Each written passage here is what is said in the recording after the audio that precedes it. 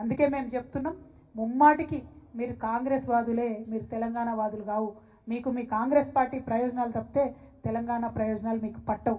ఇవాళ ఓట్ల కోసం ఎలక్షన్ల సమయంలో ఏం చేసిండ్రండి కాంగ్రెస్ పార్టీ? రేవంత్ రెడ్డి గారు ఎలక్షన్ల కోసం ఏం చేసిండ్రు? వాళ్ళ నాయకులు నాయకురాళ్ళు అందరూ కూడా పెద్ద పెట్టున బతుకమ్మ ఎత్తినటువంటి పరిస్థితిని మీరు గమనించాలి.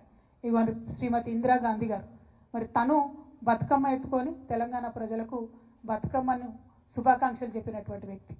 తర్వాత శ్రీమతి సోనియా గాంధీ గారు, ఆవిడ బతుకమ్మ ఎత్తుకొని ఆమె తెలంగాణ ప్రజలందరూ కూడా బతుకమ్మ శుభాకాంక్షలు చెప్పారు.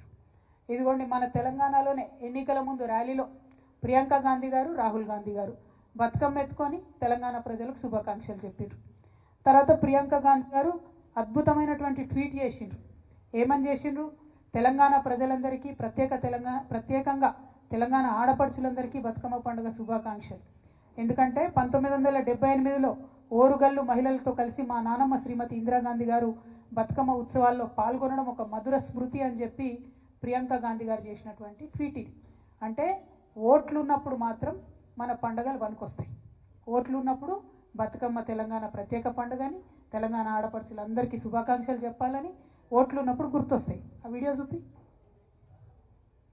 ఇగో ఇందులో అయితే అద్భుతమైన వీడియో అండి ఇది, మీరు తప్పకుండా చూపించాలి మీడియా మిత్రులు. రేవంత్ రెడ్డి గారు, రాహుల్ గాంధీ గారు, కేసీ వేణుగోపాల్ గారు, జయరాం రమేష్ గారు అందరూ కలిసి కోలాటము బతుకమ్మ కలిపి ఆడుతున్నారు. పాపం అక్కడ కూడా మా బట్టెన్నను వెనక వరుసలు పెట్టిండ్రు. సామాజిక తెలంగాణలో బట్టెన్నను వెనక వరుసలు పెట్టి వీళ్ళ అగ్రనాయకులు అందరూ కలిసి బతుకమ్మ ఆడిండ్రు. బతుకమ్మ ఆడి ఓట్లు ఉన్నాయి కాబట్టి ఎన్ని ఆటలన్నా ఆడతారు అన్నట్టు. కానీ ఓట్లు అయిపోగానే తెలంగాణ బతుకమ్మ ఎవరిది, ఎవరు ఆడినరు, ఎందుకోసం బతుకమ్మని చేయాలి, ఎందుకోసం మరి మేము బతుకమ్మను గౌరవించాలి, తెలంగాణ తల్లి చేతుల బతుకమ్మ ఎందుకు ఉండాలి అని వాళ్ళ వెర్రి ప్రశ్నలు, వింత ప్రశ్నలు, వితండవాదం చేస్తున్నారు. ఎందుకు ఉండాలంటే కేసీఆర్ గారు ముఖ్యమంత్రిగా ఉన్నప్పుడు ఇక మీరు బాగా మాట్లాడుతున్నారు కదా, గెజెట్ ఇయ్యలే, జీవోఎల్ అని బతుకమ్మ పండుగ గురించి బతుకమ్మను రాష్ట్ర పండుగ చేస్తూ జీవోఎస్ నంబర్ 2 ద్వారా రాష్ట్ర పండుగ బతుకమ్మని ఇచ్చింది. మరి వాళ్ళ ముఖ్యమంత్రి గారిని మేము సూటిగా ప్రశ్నిస్తున్నాం, రాష్ట్ర పండుగ అయినటువంటి ఈ బతుకమ్మ పండుగను అవమానించే విధంగా మాట్లాడుతున్నటువంటి మీ మంత్రులను, మీ కాంగ్రెస్ పార్టీ నాయకులను వాళ్ళ మీద మీరు ఏం చర్యలు తీసుకుంటారు? ఇది మన రాష్ట్ర పండుగ అని అధికారికంగా ప్రకటించుకున్నాం. రాష్ట్ర పండుగను అవమానపరిచే విధంగా మేము చేసుకోము, మాకు సంబంధం లేదు, ఎవరు చేసిండ్రు, ఎక్కడ చేసిండ్రు అని వింత ప్రశ్నలు మాట్లాడుతున్నటువంటి మీ నాయకులకు మీరు ఏం ఏం ఏం శిక్ష వేస్తారు? అంటే ఆంబోతులను వదిలినట్టు ఆడబిడ్డల పండుగ మీద మాట్లాడడానికి మీరు మీ మంత్రుల్ని, నాయకులను వదిలిపెట్టిండ్రా?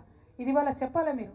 ఎందుకంటే ఎటు పడితే మాట్లాడడం, ఆడపిల్లలే కదా మమ్మల్ని అడగరులే అని మీకేమన్నా, ఎందుకింత అభిజాత్యం నాకు అర్థం కాదు. ఎందుకింత పొగరు? ఇట్లా ఉంటుందా? ఎందుకింత పిరికితనం అని కూడా ఒకసారి ఆలోచించుకోవాలి.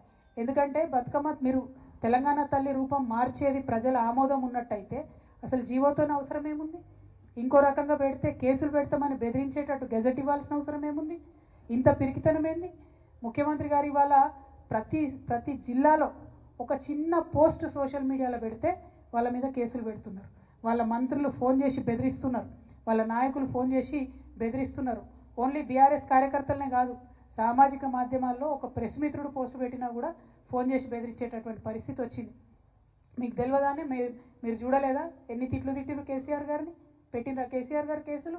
ఒకసారి ఆలోచన చేసుకోవాలి. ఇవాళ యూట్యూబ్లు నడుపుతున్న మిత్రులు కావచ్చు, ఇవాళ మీడియాలో యాక్టివ్గా ఉన్న మిత్రులు కావచ్చు, సోషల్ మీడియా మిత్రులు కావచ్చు, మరి ఇంత పిరికితనం ఈ గౌరవ ముఖ్యమంత్రి గారికి ఎందుకుంటుంది అన్నది ఒక్కసారి మనందరం కూడా ఆలోచించుకోవాలి.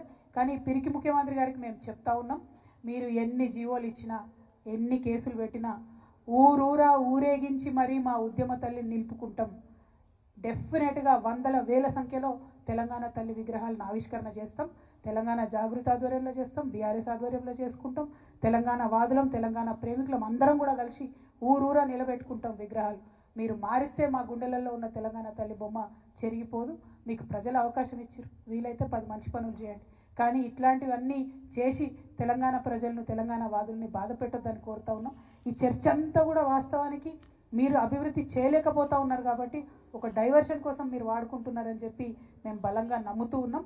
మేము మిమ్మల్ని మళ్ళీ ఒకసారి కోరుతున్నాం, మాకు ఇష్టం వచ్చిన తల్లిని మా ఇష్టం వచ్చిన దగ్గర పెట్టుకునేటటువంటి స్వేచ్ఛ, స్వాతంత్రం తెలంగాణ రాష్ట్రంలో తెలంగాణ ప్రజలకు ఉండాలి. దానికి మేమే మార్గదర్శకంగా ముందుంటాం. మీరు ఎన్ని కేసులు పెట్టుకున్నా భయపడేది లేదని తెలియజేస్తూ, బతుకమ్మ మీద మరొక్కసారి మాట్లాడే ముందు మంత్రులైనా కాంగ్రెస్ నాయకులైనా ఆలోచించి ఆడబిడ్డలు మీరు మాట్లాడే ప్రతి మాటను కూడా గమనిస్తున్నారన్న విషయాన్ని ఆలోచించి ఒళ్ళు దగ్గర పెట్టుకొని మాట్లాడాలని చెప్పి హెచ్చరిక చేస్తా ఉన్నాం.